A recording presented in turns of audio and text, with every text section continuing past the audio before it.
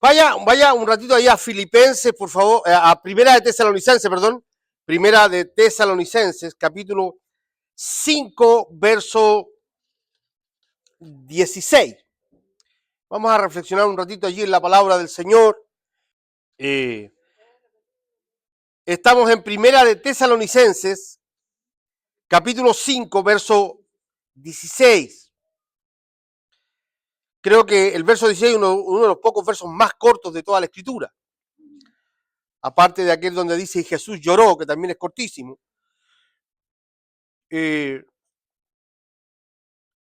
Pablo dice, estén siempre alegres, oren sin cesar, den gracias a Dios en toda situación, porque esta es la voluntad de Dios para ustedes en Cristo Jesús.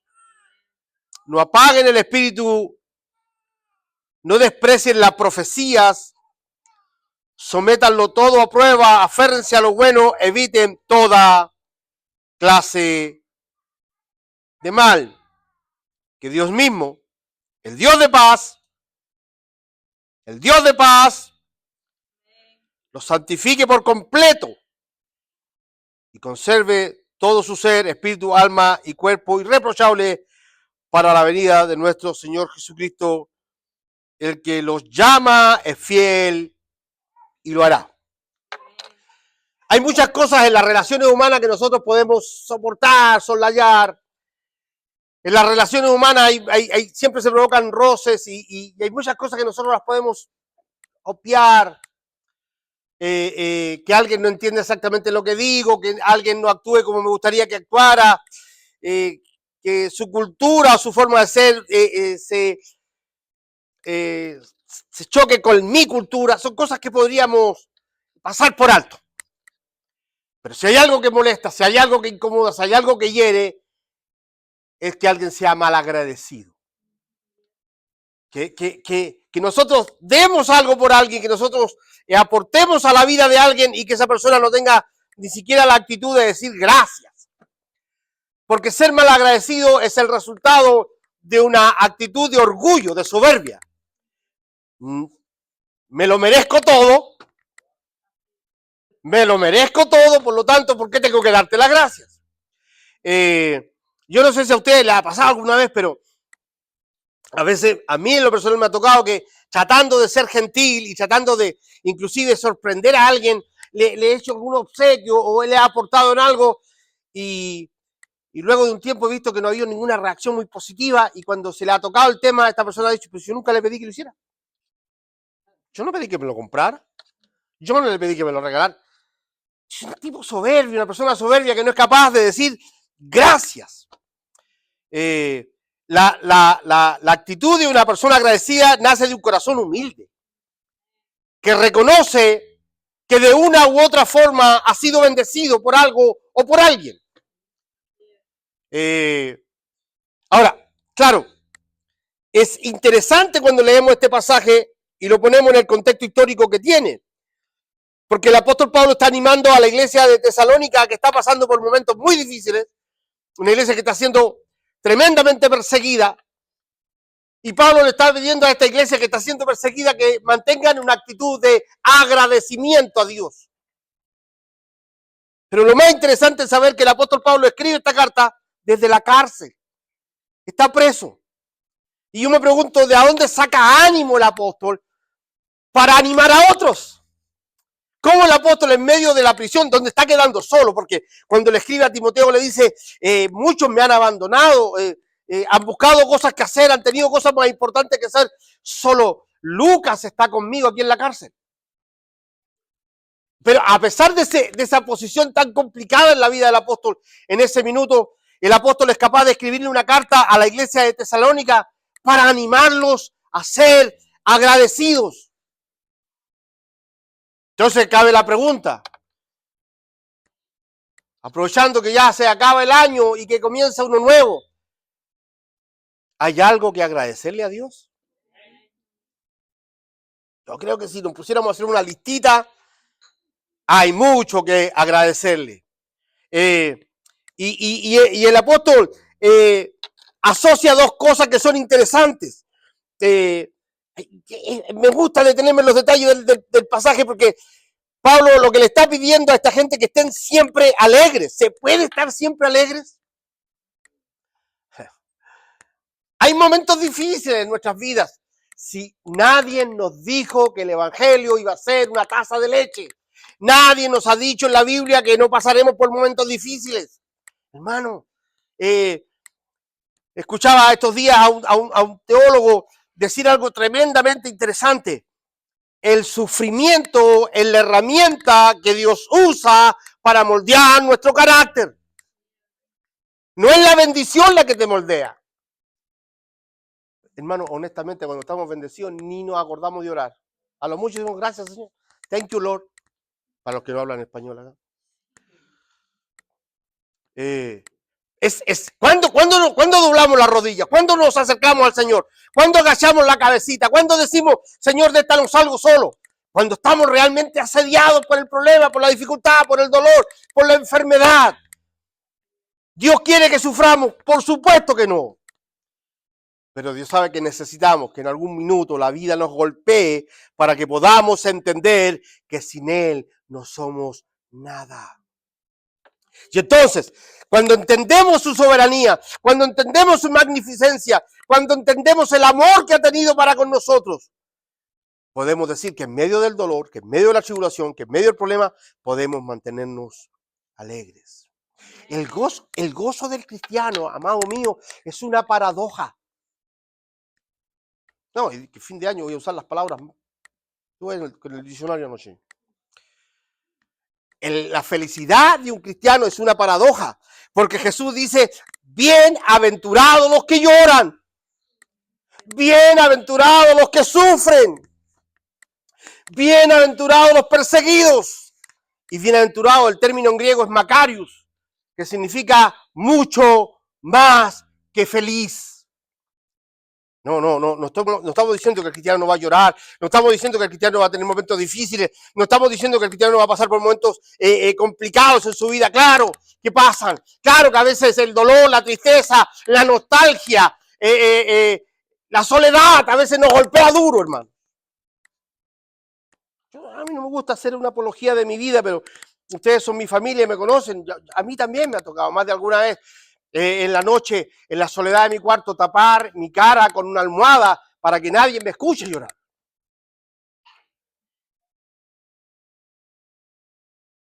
Pero al levantarme en la mañana, he abierto las cortinas de mi ventana, he mirado afuera, he visto que hay sol, que hay vida y que he vuelto a respirar y entonces le digo, gracias. Porque yo sé que estás conmigo, a pesar de mi dolor, estás conmigo. Por eso es que podemos mantenernos alegres en medio de la dificultad. Porque, a ver, nuestra vida no está aquí. Ese es el punto que hay que entender. Nuestra vida no está aquí. ¿Sabe cuándo la vida nos amarga? Cuando todo pertenece a este mundo. Tengo que lograr, tengo que tener, que no se me vaya a escapar este negocio. ¿Qué? Cuando mi vida depende de la casa nueva. Cuando mi vida depende del carro nuevo. Cuando mi vida depende de lo que voy a comer. Cuando recuerdo que estoy de paso. Que mi ciudadanía está en los cielos. Cuando recuerdo que la vida es solo un suspiro. Cuando recuerdo que mi Dios es eterno y mi vida es solo una bruma en la eternidad. Que nada de lo que está alrededor mío realmente importa. Que si pierdo un carro, pierdo una casa o pierdo una relación, no va a pasar nada. Lo único importante es mi eternidad. Lo único importante es encontrarme con Él. Cuando mi vida está por sobre lo que tengo o lo que puedo lograr tener, entonces estoy siempre alegre. Confiamos en Él. Pero esto se asocia a otra cosa. A orar, ojo con el acento, es orar sin cesar. Porque una vez un hermano decía, hermano, no puede orar con el hermano César. No, no es el hermano César, es orar sin cesar. Es decir, orar constantemente. Hermano, no juguemos con el evangelio. No juguemos con el evangelio, hermano. No le podemos pedir a Dios en medio del problema que nos bendiga si cuando estamos bendecidos se nos olvida orar. Tenemos que mantener una relación con Dios y la relación con Dios, yo oro y luego leo su palabra. hablo con Él orando y luego escucho lo que dice en su palabra. ¿Cuántos creen que Dios habla por su palabra? A veces el Señor nos habla a través de alguien y nos dice barril, pero generalmente la conversación de Dios conmigo es a través de su palabra. Orar sin cesar. Y esto no es una actitud religiosa, hermano. Y con todo respeto, si alguien te aquea y que todavía profesa la fe católica, lo voy a decir con mucho respeto, pero orar no es como persignarse. No es que en la mañana me voy para el trabajo y digo, en nombre del Padre, y hasta un besito a la cruz. Es más que eso. Es un tiempo a solas con Él. Es un tiempo a solas con Él, en que lo busco y le digo, tú sabes que mi vida depende de ti. Yo reconozco tu grandeza, yo reconozco tu señorío, yo reconozco tu santidad y también reconozco mi debilidad, mi incapacidad, mi pecado. Sin ti no soy nada. Hermano, Dios no está esperando que nuestra conversación con Él sea elocuente. Dios no quiere que usemos palabras rebuscadas para orar con Él. Nadie tiene que orar en latín o en griego. No tenemos que impresionar a Dios con nuestras vidas. Tenemos que ser sinceros. Entró el religioso, se paró frente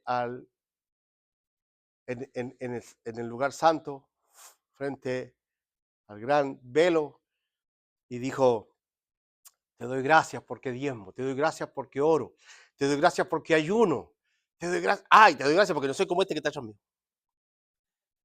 Y el que estaba atrás agachó la cabeza y dijo, yo no hago nada de lo que el caballero hace. Lo único que necesito es tu misericordia. Orar. ¿Quiere ver un 2026 positivo? ¿Quiere verse bendecido el próximo año? ¿O solo yo? Bueno, dele más tiempo a la oración. Porque orar es reconocer que nuestras vidas dependen de Él. No de su esfuerzo, no de su capacidad. Mire, hermano, inclusive lo que somos mentalmente, inclusive lo que somos psicológicamente, inclusive lo que somos físicamente, se lo debemos a Él. Todo lo que somos le pertenece a Él. Así que, entonces, bajo esa actitud, Pablo pide que demos gracias en toda situación.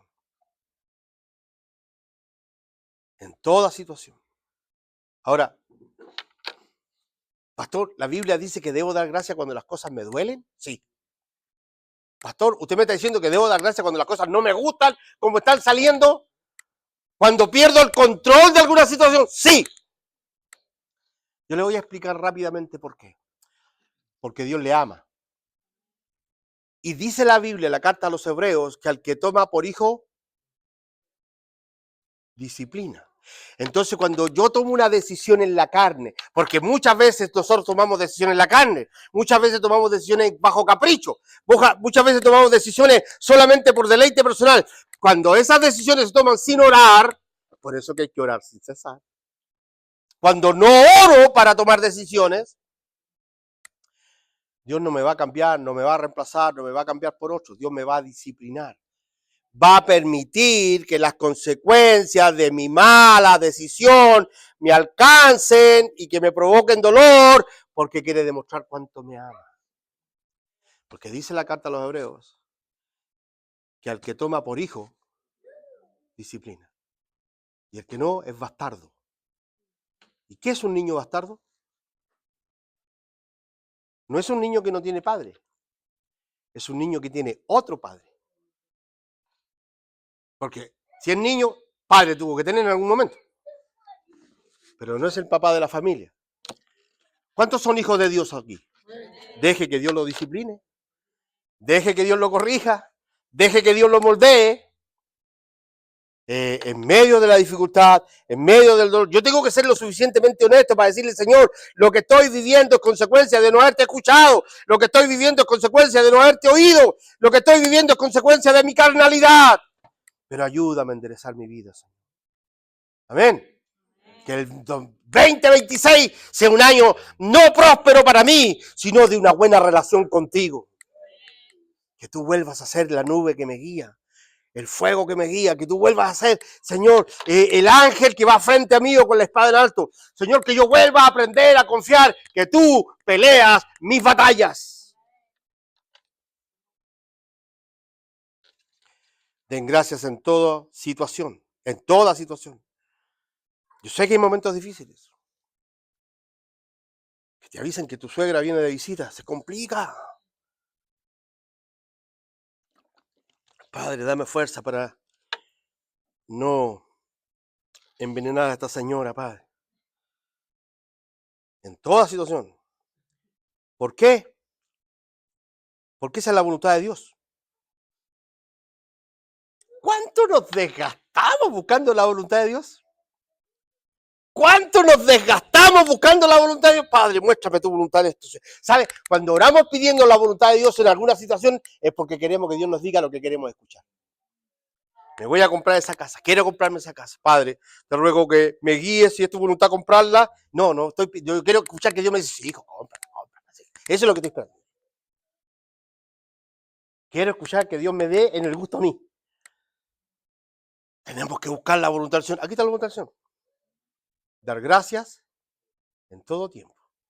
¿Quieres conocer la voluntad de Dios? Dar gracias en todo tiempo. Cuando las cosas están negativas, Señor, si estoy pasando por esta, es porque tú lo permites. Y si tú lo permites, está bien para mí. Mire, si hay alguien que hizo la voluntad de Dios, fue el apóstol Pablo. Y escribe desde una cárcel y termina decapitado.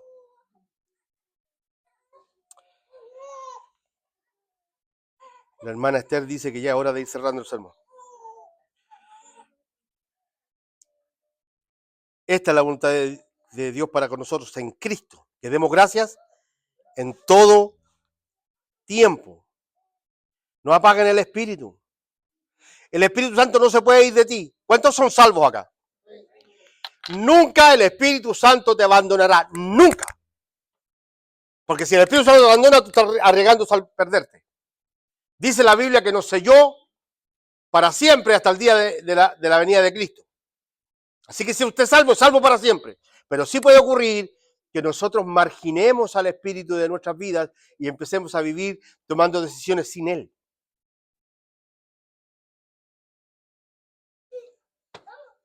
No apague el Espíritu. Y cuando hablamos de no apagar el Espíritu, estamos hablando de un avivamiento emocional. Hay gente que cree que avivar el Espíritu es gritar mucho, saltar, sudar, ponerse ronco gritando. O decir racapupa, saca la bazuca. No apagar el Espíritu es vivir en una relación constante con Él. Decir, Señor, no puedo. Hermano, mira, déjame un ejemplo cortito que a mí me vuelve loco esto. Normalmente, todas las mañanas, antes de empezar a trabajar en mi compañía, oramos. Pero a veces amanezco tan afanado con lo que hay que hacer. Tan preocupado de que estoy atrasado con un trabajo, que hay otro $1.000.000 dando vuelta por ahí que no puedo ir a cobrarlo.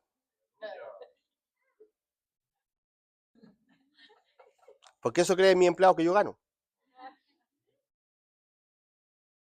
Y entonces yo llego en la mañana, me pongo el paucho y digo, tú acá, y tú allá, y Daniel acá, y de repente me dice el hermano él, ¿no vamos a orar? ¡Qué bueno! Y me bajo de la escalera, donde me bajo. Sí, hay que orar. No se puede hacer nada sin conversar con papá. No se puede dar un paso en nuestra vida sin depender de Él. Lejos de mí, nada podéis hacer. No apaguemos el espíritu. Si podemos orar en el trabajo. Nuestra vida debe ser una vida de cristianos 24/7. No apaguéis el espíritu. Cuando dice que debemos estar atentos a las profecías, se refiere a la predicación. No a profecía en el sentido del Antiguo Testamento de profetas videntes.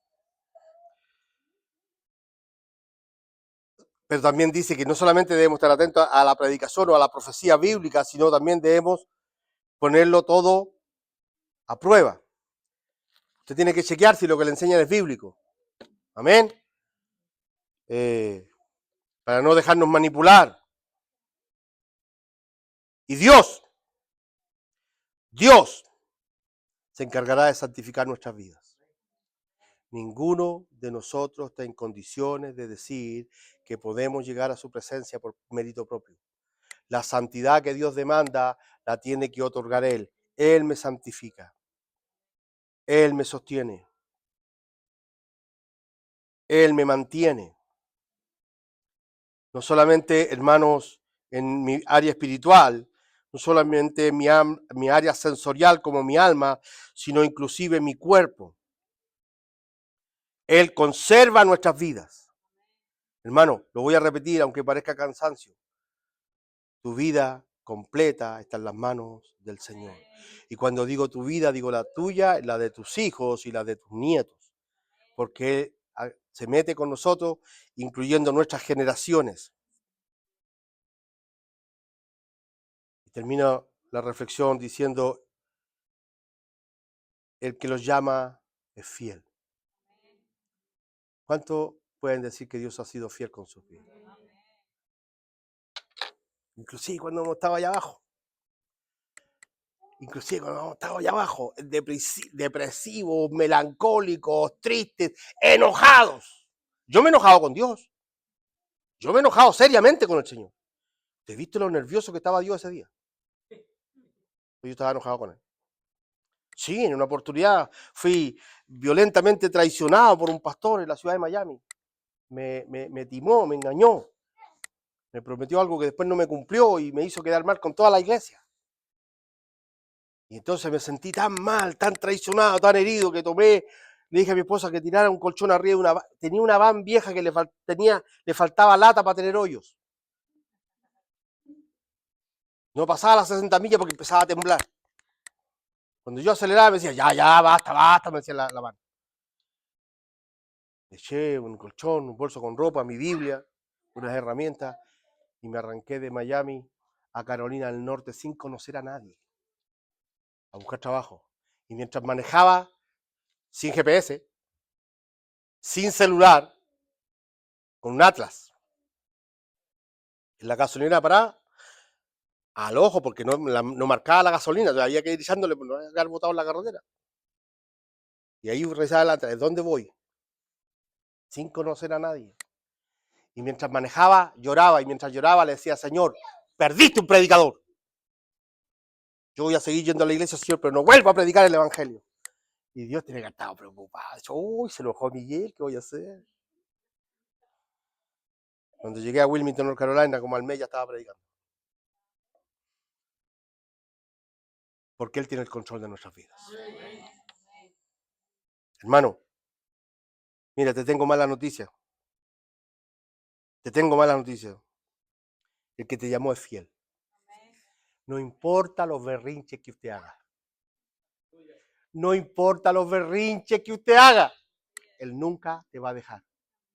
Ya anotó tu nombre en el libro de la vida y se metió contigo y nunca te va a dejar. Te vas a salir, te vas a descaminar, te vas a tomar vacaciones espirituales, pero en medio del mundo Él va a estar ahí, tocando tu corazón, diciéndote, tú eres mío, tú eres mío, tú eres mío.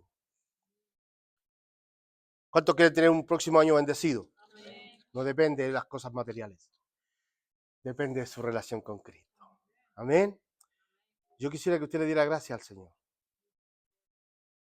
Yo creo que hay alguien aquí, más de alguno, que está agradecido y se atreve a expresarlo públicamente. Qué rico terminar el año así, reconociendo la fidelidad del Señor. Yo sé que la iglesia americana tiene que ocupar ahora, yo creo que baje sus ojitos, cierre sus ojitos, baje su cara, vamos a dar gracias al Señor por este año. Y luego, cuando terminemos de orar, usted se va a parar y va a abrazar a su hermano y le va a dar las gracias personalmente por trabajar juntos al Señor. Amén.